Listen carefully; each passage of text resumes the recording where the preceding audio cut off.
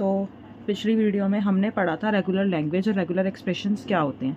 तो आज की वीडियो में हम बात करेंगे फाइनाइट ऑटोमेटा की। लेकिन उससे पहले जो मैंने आपको कुछ क्वेश्चंस दिए थे वो हम डिस्कस करेंगे।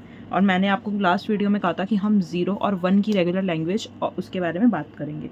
ठीक है, तो back to the homework questions. हमारा फर्स्ट क्वेश्चन था all string with at least 2 length. मतलब कि एटलीस्ट का मतलब क्या होता है, कम से कम उसकी लेंथ जो है वो 2 होनी चाहिए। ज़्यादा से ज़्यादा वो कितनी भी हो सकती है, 3, 4, 5 एन तक हमारी, लेकिन कम से कम उसकी 2 होनी चाहिए। ठीक है, तो इस क्वेश्चन को आपने कैसे सॉल्व किया, तो आपके सॉल्यूशंस को हम चेक करते हैं। देखो, कम से कम हमारी लेंथ उसने 2 बोली है। अगर मैं इसको ऐसे लिख दूँ, इसमें आपकी कितनी लेंथ आएगी?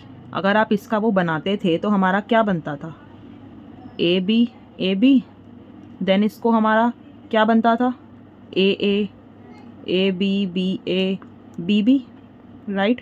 तो हमारी लेंथ कितने से स्टार्ट होती थी, 2 से। अगर लेकिन अब आप सिर्फ यही लिख दोगे तो आपकी लेंथ सिर्फ 2 ही होगी। उसने क्या है, एटलीस्ट 2 लेंथ, मतलब ज़्यादा से ज़्यादा कितनी भी हो सकती है। तो यहाँ पे ज़्यादा से ज़्यादा वाले के लिए हम क्या लगा देंगे, a + b का क्लीन क्लोजर। ठीक है, इससे क्या होगा, इसमें से जो निकलेगा प्लस ये तो है ही हमारे पास, तो 2 से हमारी लेंथ हमेशा ज़्यादा ही होगी। ठीक है, तो सेकेंड क्वेश्चन की बात करते हैं जिसमें एग्जैक्टली 2 लेंथ बोला है। मतलब 2 लेंथ के सिवा कुछ हमें चाहिए ही नहीं। तो अभी हमने यहाँ पे मैंने आपको बताया ही, तो सेम इसमें क्या हो जाएगा। ठीक है, तो ये हमारा सेम क्वेश्चन हो गया। मतलब कि a + b और a + b, जिसमें से क्या निकलेगा, ए बी और हमारा ए बी। ठीक है, तो इसमें से ये चीज़ हमारी निकल जाएगी। तो मतलब कि 2 लेंथ ही होगी। All strings of even length, even length का जब भी आए तो आपको नॉर्मली सिंपल क्या करना है, पहले 2 लेंथ लगाओ। This is the 2 length. अब देखो 2 लेंथ मतलब कि ये जो अभी हमने निकाला, 2 लेंथ का क्लीन क्लोजर, मतलब कि जब भी निकलेगा इसका ही अगर आप क्लीन क्लोजर कर दोगे तो वो 2, 4, 6, 8 इन लेंथ्स में आएगा। ठीक है, and the fourth is all strings of odd length. देखो यहाँ पे हमारा इवन लेंथ का निकल रहा था। ठीक है, तो जब भी इवन लेंथ का निकल रहा है तो अगर आपने ऑड का फॉर्मूला सुना हो, 2a + 1, यानी कि 2 का मल्टीपल और उसमें 1 प्लस कर दो। ये हमारा जो भी निकलेगा वो 2 के मल्टीपल में निकलेगा। अगर हम इसमें एक और ऐड कर दें तो, ठीक है, ये यहाँ पे इसका क्लीन क्लोजर, यहाँ मैंने इससे एक को और कर दिया, तो जो भी निकलेगा वो अब 3 की टर्म्स में ही निकलेगा। यानी कि ऑड लेंथ मतलब या तो वो 1 निकलेगा, सपोज यहाँ से एप्सिलॉन निकल गया, ये तो निकलेगा ही। सपोज यहाँ से 2 निकल गया तो 1 और 2 3 हो गए। ठीक है, ऐसे करके। कोई भी डाउट हो तो कमेंट आउट कर देना आप मेरे को, मैं आपको सॉल्यूशन एक्सप्लेन कर दूँगी। ठीक है, अगर आपको और डिटेल में चाहिए। अब हम बात करते हैं रेगुलर लैंग्वेज की, जो कि 0 और 1 में होगी। ठीक है, पहले हमने किस में पढ़ी थी, ए और बी में। तो लेकिन अब आपको आनी तो दोनों में ही चाहिए ना, एग्ज़ाम में तो कुछ भी आ सकता है, लेकिन इस 0 और 1 में बच्चे मोस्टली कंफ्यूज होते हैं। ठीक है, तो अगर हम अब इसकी बात करें तो देखो, मैं यहाँ पे आपको कुछ क्वेश्चंस लिखूंगी जैसे मैंने पीछे लिखे थे। मैं वीडियो को पॉज करके लिखूंगी जिससे वीडियो की ज़्यादा लंबी ना हो। ठीक है, उसके बाद हम यहाँ पे क्या आंसर आएगा वो हम डिस्कस करेंगे। ओके, हाँ, तो बैक टू द दिस। अब हमने यहाँ पे हमारे पास कुछ क्वेश्चंस हैं जो कि रेगुलर लैंग्वेज के हैं 0 और 1 में। हमें उसका रेगुलर एक्सप्रेशन हमें फाइंड करना है। ठीक है, फर्स्ट देखो, empty string ends with 0। Empty string बोला है उसने। एम्प्टी का क्या मतलब होता है, जब भी मैंने आपको एम्प्टी स्ट्रिंग बताया था मैंने आपको एक टर्म बताई थी, एप्सिलॉन। अगर आपको फर्स्ट और सेकेंड वीडियो याद हो तो हमने एक टर्म पढ़ी थी, एप्सिलॉन। एप्सिलॉन, ठीक है, एम्प्टी स्ट्रिंग है और एंड्स विद 0 है। ठीक है, और का मतलब क्या होता है, और का हमेशा मतलब या होता है, या तो ये या तो ये। एंड का मतलब ये भी और ये भी। अब यहाँ पे देखो ध्यान से क्या लिखा है, और का यहाँ पे एक आपको टर्मिनोलॉजी हमेशा याद रखनी है। और मतलब प्लस, एंड मतलब मल्टीप्लाई। ठीक है, मतलब इसको आप सिंपली डॉट भी बोल सकते हो। और का मतलब प्लस। उसने बोला है एम्प्टी स्ट्रिंग या तो एंड्स विद 0। एम्प्टी स्ट्रिंग हो गया, या तो एंड्स विद 0। एंड्स विद 0 का क्या मतलब होगा, 0 + 1 का क्लीन क्लोजर, 0 से एंड। मतलब यहाँ पे जो भी टर्म आएगी वो 0 से ही एंड करनी चाहिए। ठीक है, इट इज़ क्लियर।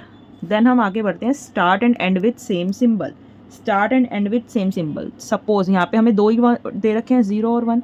सपोज 0 से स्टार्ट किया, 0 + 1 का क्लीन क्लोजर, 0 पे ही एंड किया। ठीक है, लेकिन अब इस चीज़ का ध्यान रखना, इन्होंने यहाँ पे 2 दे रखे हैं। ठीक है, यहाँ पे आपको प्लस का साइन की या तो ये आपको दोनों चीज़ें दिखानी है। अगर आप एक दिखाओगे तो टीचर आपको मार्क्स कम दे सकती है। 1 से स्टार्ट किया 1 पे एंड किया, 0 से स्टार्ट किया 0 पे एंड किया। ओके, कंटेन अ सिंगल 1 मतलब उसमें सिर्फ एक ही 1 है। अब देखो एक 1 में आप ऐसे तो लिख नहीं सकते, 0 का क्लीन क्लोजर आपको लिखना पड़ेगा। अब आप कहोगे 0 और 1 का क्लीन क्लोजर हमने ऐसे क्यों नहीं लिखा?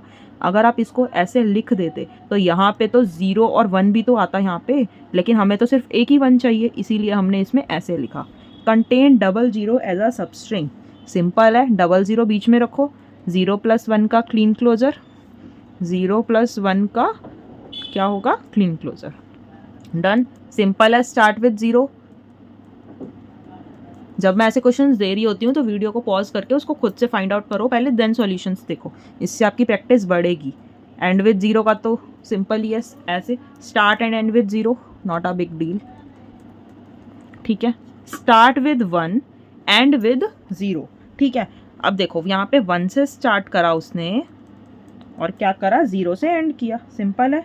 Start and and with different symbol, मतलब कि या तो वो 1 से स्टार्ट होगा 0 से एंड होगा, या 0 से स्टार्ट होगा 1 से एंड होगा। ठीक है, अब सपोज उसने 1 से स्टार्ट किया, 0 + 1 का क्लीन क्लोजर, डिफरेंट सिंबल से एंड करना है, इससे एंड हुआ।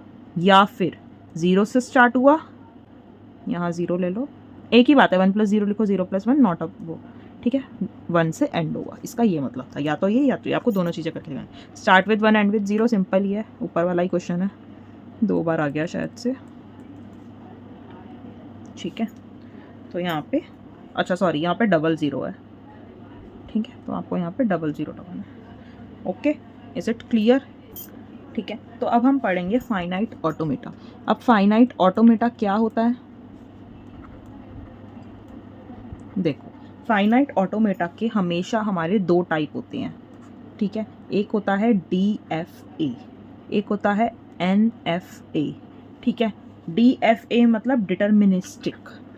ठीक है, यहाँ पे आएगा, यहाँ पे हमारा deterministic finite automata. Okay, obviously इसका मतलब क्या होगा? Non deterministic, non deterministic finite automata. ठीक है, अब देखो सबसे पहले हम बात करेंगे फाइनाइट ऑटोमेटा, और ये जो है नॉन फाइनाइट, इसकी हम बाद में बात करेंगे। सबसे पहले हम पढ़ेंगे कि फाइनाइट ऑटोमेटा या फिर डिस्क्रीट डिटर्मिनिस्टिक फाइनाइट ऑटोमेटा बोलते किसको है। ठीक है, तो अगर हम DFA की बात करें, देखो DFA में क्या होता है, हमारा Q0, इसको बोलते हैं हम इनिशियल स्टेज। ठीक है, यानी कि आप स्टार्टिंग कह लो, अभी आप समझो, उसके बाद हम देखते हैं। ठीक है, फाइनल स्टेट में जब भी हमको रिप्रेजेंट करना होता है तो हम एक सर्कल, उसके अंदर एक और सर्कल बनाते हैं, उसे बोलते हैं हम फाइनल स्टेट। ठीक है, अब हमें अगर लूप चलाना होता है, लूप चलाने के हम जिस पे भी चलाना है लूप, उस पर हम ऐसे एरो बनाएंगे A, B। ठीक है, हम उसको क्या बोलते हैं? लूप। ठीक है, तो ये हमारी टर्मिनोलॉजीज होती हैं जिसमें हम अपने ग्राफ को रिप्रेजेंट करते हैं। ठीक है, अब अगर हम बात करें कि फाइनाइट ऑटोमेटा, देखो बेसिकली हमें अगर टाइप पता लगाना हो फाइनाइट ऑटोमेटा जो हमें गिवन होता है, ठीक है, उसके लिए हमें फाइनाइट ऑटोमेटा से रेगुलर एक्सप्रेशन फाइंड करना होता है। रेगुलर एक्सप्रेशन वही A का क्लीन क्लोजर या A + B का क्लीन क्लोजर, ये सब आपको फाइंड करना होता है। आपको ये दे दिया जाएगा, ये फाइंड करना है, या कभी कभी एग्जाम में आपको रेगुलर एक्सप्रेशन भी दे देते हैं, आपको फाइनाइट ऑटोमेटा फाइंड करना होता है। ठीक है, अब देखो एग्जाम्पल के तौर पे सपोज करो यहाँ पे आपको मैं एक फाइनाइट ऑटोमेटा बना के दे रही हूँ। ठीक है, Q0, Q1, Q2, ये मैंने फाइनल स्टेट बना दी, इधर आया A, इधर आया B। अब आपको इसका रेगुलर एक्सप्रेशन फाइंड करना है। रेगुलर एक्सप्रेशन फाइंड करोगे तो क्या है, देखो ध्यान से देखो, Q0 इनिशियल स्टेज, मतलब ये क्या थी? इनिशियल स्टेज या स्टार्टिंग। Q1 आपकी मिडल, यहाँ पे हमारे 2 सर्कल है, इसका मतलब ये फाइनल स्टेट है, इसमें हमें कोई लूप नहीं दिख रहा, तो यहाँ पे हमारा रेगुलर एक्सप्रेशन सिंपल हो गया A और B। ठीक है, देखो और समझेंगे तब धीरे धीरे और ज़्यादा क्लियर होगा। सपोज करो यहाँ पे एक एग्जांपल मैं देती हूँ, Q0 मैंने बनाया, Q1 को मैं फाइनल स्टेट बना रही हूँ, यहाँ पे मैंने A दिया, यहाँ पे मैंने B दिया, ठीक है। इसका रेगुलर एक्सप्रेशन आपको बनाना है। तो इसका रेगुलर एक्सप्रेशन क्या होगा, ध्यान से देखो, यहाँ पहले A गया था फिर B गया था, यहाँ पे A भी जा रहा है B भी जा रहा है, तो इसका क्या मतलब हुआ, A प्लस B, ठीक है, मतलब कि या तो A या फिर B, ठीक है। इसका डायरेक्टली ये मतलब हुआ। अगर ऐसे आ रहा है तो आपको पूरा लिख के दिखाना है उसको, अधूरा मत छोड़ना, सिर्फ इतना लिख के आओगे एग्जाम में मार्क्स कटेंगे, ठीक है। देखो अब अगर मैं एग्जाम्पल 3 की बात करूँ, देखो अब अगर हम एग्जाम्पल 3 की बात करें, इसमें लिखा है A और हमने इस पे क्या चलाया, लूप A और B, ठीक है। अब देखो रेगुलर एक्सप्रेशन इसका क्या होगा, पहले ध्यान से सोचो इसका रेगुलर एक्सप्रेशन क्या होगा। ये बहुत ही कंफ्यूजिंग क्वेश्चन है। यहाँ पे बच्चे कहेंगे मैम A और B पे लूप चल रहा है तो A और B का क्लीन क्लोजर हो गया, नो वे। ध्यान से देखो, हमने क्या पढ़ा था, इनिशियल स्टेज वो क्या होती है, Q0। इनिशियल फाइनल स्टेट क्या होती है, जब आपके दो सर्कल आते हैं। क्या यहाँ पे आपको ऐसा कुछ दिख रहा है, सो नो। रेगुलर एक्सप्रेशन हमारा एप्सिलॉन होगा, स्ट्रिंग हमारा एम्प्टी है। इसकी अगर हमने रेगुलर लैंग्वेज बनाई तो वो क्या बनेगी, स्ट्रिंग एम्प्टी, ठीक है। तो इसका गलती से भी A प्लस बी का क्लीन क्लोजर मत कर देना, कन्फ्यूजन हो जाएगी, ओके। एग्जाम्पल 4 में अब अगर मैं आपको कहूँ कि यहाँ पे मेरा A जो है इसका A B, ठीक है। अब आप कहोगे मैम ये भी तो एम्प्टी होगा, इसमें भी तो हमारी कोई वो नहीं है Q0। देखो Q0 हो ना हो, स्टार्टिंग है, स्टार्टिंग में ज़रूरी नहीं आपका Q0 ही लिखा हो, लेकिन आपकी एंडिंग फाइनल स्टेट होनी चाहिए। मतलब कि वो स्टार्ट हुआ तभी तो वो फाइनल स्टेट पे पहुंचा ना। तो इसका सिंपल मतलब है A प्लस बी का क्लीन क्लोजर। लूप मतलब A B, मतलब कि हम A प्लस बी लिख सकते हैं उसको, A प्लस बी का क्लीन क्लोजर, ठीक है। तो आपको अब सिंपल समझ में आ गया। अब अगर आपने इसका रेगुलर लैंग्वेज बनानी हो तो आप इजीली बना सकते हो। अब मैं अगर नेक्स्ट उस पर बढ़ूँ तो यहाँ पे मैंने लिखा A, देन मैंने लिखा यहाँ पे मैं B पास करती हूँ और मैं इस B पे एक लूप चलाती हूँ, ठीक है। हाँ ठीक है। अब देखो इसका क्या होगा, यहाँ पे कुछ आया नहीं, B। अब देखो यहाँ पे A और B का लूप है, मतलब कि A प्लस बी का क्लीन क्लोजर, रेगुलर एक्सप्रेशन मेरा बन गया। अब टीचर ने अगर आपको बोल दिया इसकी रेगुलर लैंग्वेज भी बनाओ, तो क्या बनाओगे, स्ट्रिंग B से स्टार्ट हो रहा है ये बना सकते हो, स्ट्रिंग स्टार्ट्स विद B, अभी हमने पीछे क्वेश्चंस करे थे, ठीक है। तो ये आपका सिंपली हो गया, ठीक है। अब अगर नेक्स्ट एग्जांपल हम देखें, उसमें है A से हम स्टार्ट करें, A पे मैंने लूप चलाया और अगर मैं यहाँ पे, चलो हम वीक पे फाइनल स्टेट ही बना देते हैं, कॉम्प्लिकेट ना करके। यहाँ मैं क्या पास करूँ, चलो A पास कर देते हैं, ठीक है। तो अब इसका अगर आपको रेगुलर एक्सप्रेशन बनाना है तो क्या बनेगा, B का लूप मतलब B का क्लीन क्लोजर, A पास किया, A का लूप मतलब A का क्लीन क्लोजर। अब देखो थोड़ा टिपिकल क्या होता है अब इसमें, अब देखो जब यहाँ पे हमारी बात होती है रेगुलर लैंग्वेज की, तब हमें थोड़ी दिक्कत आती है। हम स्टूडेंट्स क्या गलती करते हैं, वो हमेशा यहाँ पे बोल देते हैं string starts with B, string ends with A। No, it's not a conclusion. देखो इसको सॉल्व करके देखो, जब भी ऐसी बात आए, सपोज क्लीन क्लोजर मतलब 0, मतलब पावर 0 से स्टार्ट होकर n तक जाती है, हम अभी 0 लेंगे, ठीक है। यहाँ हमने A लिया, इसकी भी पावर अगर हम 0 लेंगे, रिजल्ट क्या आएगा, ध्यान से देखो, B की पावर 0 मतलब कुछ नहीं, A की पावर 0 मतलब कुछ नहीं, सिंपल बीच वाला A बच गया। देन हम दोनों की पावर 1 लेके देखते हैं, 1, ठीक है, क्या आएगा, BA, ठीक है। अगर हम 2 लें तो BA, ठीक है। अब अगर देखो, अब ध्यान से देखो, हमने कर लिया। अब सपोज इसकी तो पावर 0 ही आई, बीच वाला A तो रहेगा ही, इसकी पावर अगर मेरी 1 आ गई, मतलब कुछ भी निकल सकता है ना, ऐसा थोड़ा ना कुछ कंपल्जन ही है कि दोनों की पावर 1 दोनों की पावर 2 ही निकलेगी। B की पावर 0 मतलब कुछ नहीं, ये A और ये वाला A, ठीक है। अब सपोज करो अगर B की पावर 1 आई और इस वाले A की पावर 0 आ गई, तो तब क्या निकलेगा, ये वाला B और ये। अब देखो, अब आप बनाओ इसमें से रेगुलर लैंग्वेज क्या बनेगी। अब ध्यान से देखो, अब आप कह सकते हो B से ही स्टार्ट हो रहा है, A से ही एंड हो रहा है, यहाँ B कहाँ है, A से एंड हो रहा है वो तो समझ आ रहा है, B से स्टार्ट हो रहा है, इधर B कहाँ है, तो हम ये नहीं बोल सकते वो बी से स्टार्ट हो रहा है। लेकिन क्या हम इसमें ये बोल सकते हैं ए से एंड हो रहा है? बोल सकते हैं ना।